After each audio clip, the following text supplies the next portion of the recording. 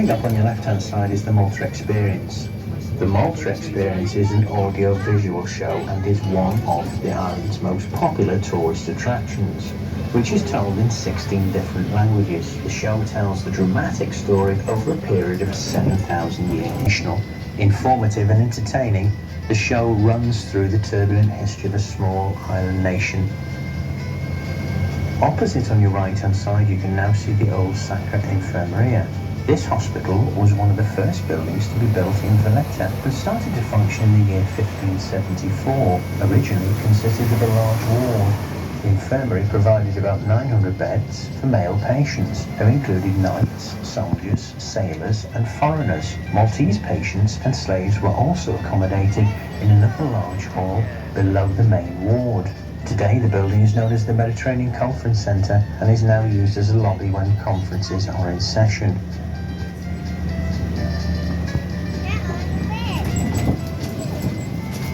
On your left-hand side, you can now see the Siege Bell War Memorial. This memorial commemorates the victory of the Allied forces during the Siege of Malta from 1940 to 1943. Almost 1,500 civilians died during the Second Siege of Malta. The monument was designed by the British sculptor Michael Sandel to commemorate the 50th anniversary of the presentation of the George Cross awarded to the Maltese Islands. Right in the centre of the garden stands the monument in the form of a Greek Doric temple to the memory of Sir Alex John Ball, who died in the year 1810 and later became the first British governor of Malta.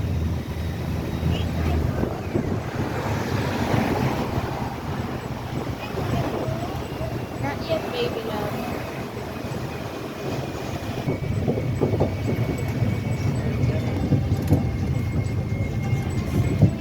On your left across the bay are the famous three cities, Victoriosa, conspicuous insight into Malta and its history. Left largely unvisited, these cities are a slice of authentic life as well as a glimpse into Malta's maritime fortunes. Dominating the tip of Victoriosa, Fort St. Angelo has been of great importance displayed throughout the Maltese history, particularly during the Great Siege of 1560, and through various changes throughout its history. Along the Victoriosa waterfront, one will also find housed within the old naval bakery the Malta Maritime Museum. The museum charts Malta's maritime history within the Mediterranean. The museum houses numerous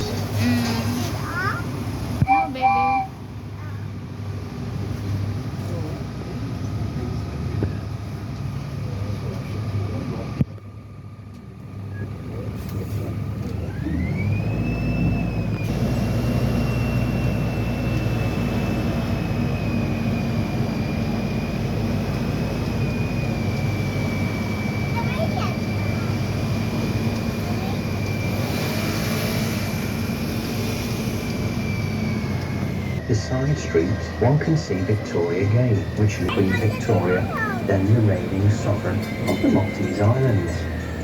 As we now make linking the Grand Parliament throughout the gardens and Valletta city centre, it is HQ during World War II.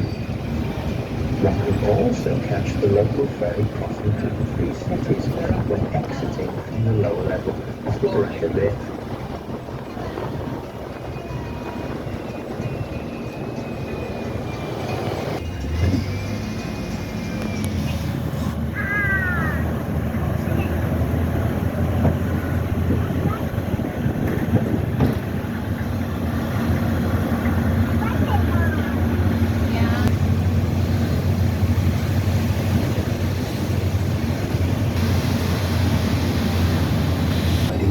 Parts of the hospital were damaged in World War II and then rebuilt in 1948 under the premiership of Sir Paul Boffa.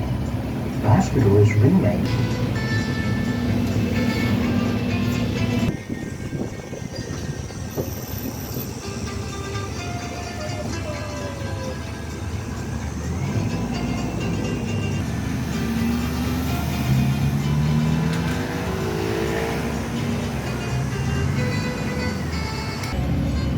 Now you can see on the right hand side the War Memorial located on the main roundabout. The memorial is dedicated to over 6,000 British servicemen who gave their lives during the Great War of 1914 and 1918. Yes, a bass.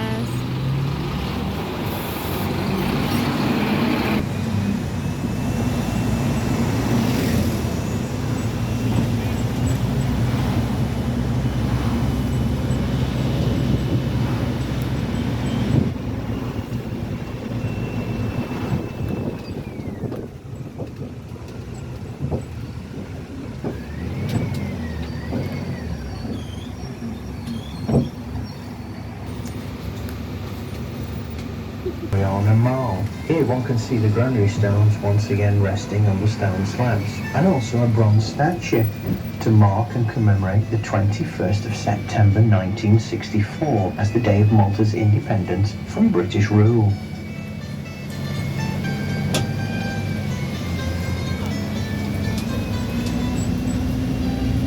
Now on your left hand side you can now see the Phoenicia Hotel.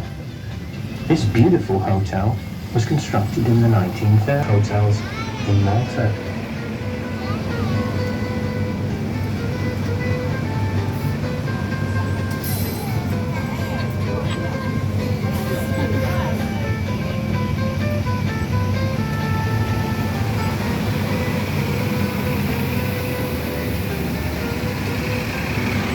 And then in early 2000 to its original condition in time for Malta to celebrate Valletta 2018 European Capital.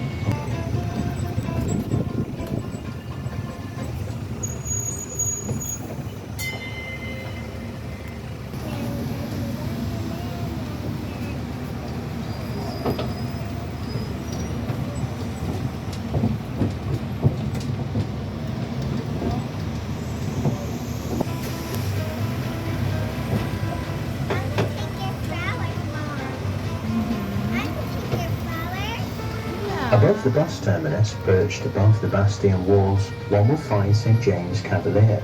This building was built by the Knights of St John in the 16th century and overlooks the St James Bastion. The Cavalier was restored as part of Malta's Millennium Project, but was a part of a cultural centre for Maltese creative space. Cavalier is located in Castile Square and is close to the Auberge de Castile, the central bank of Malta, and also the new Parliament building.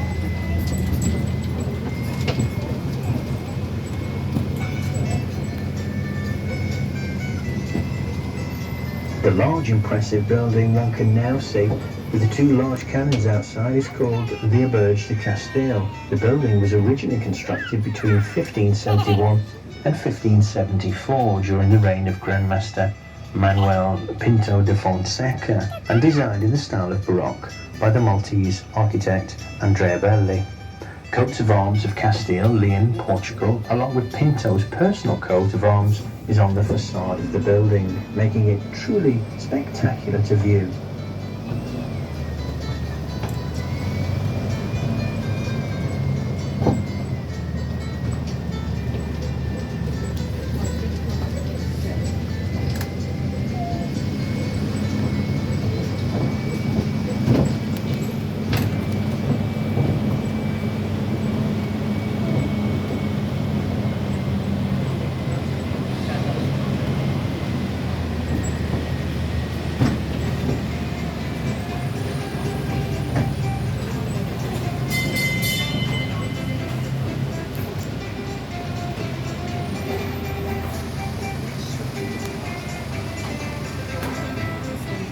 However, if you'd like to leave a small tip for our driver, it would be much appreciated.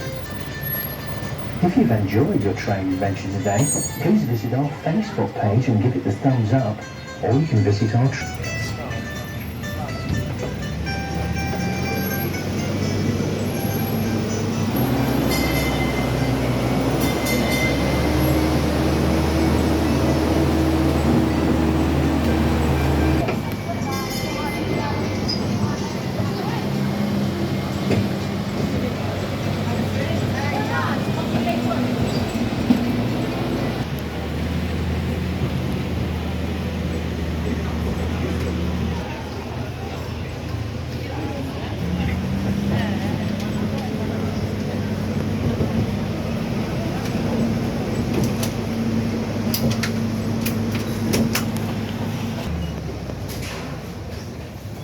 We're here na.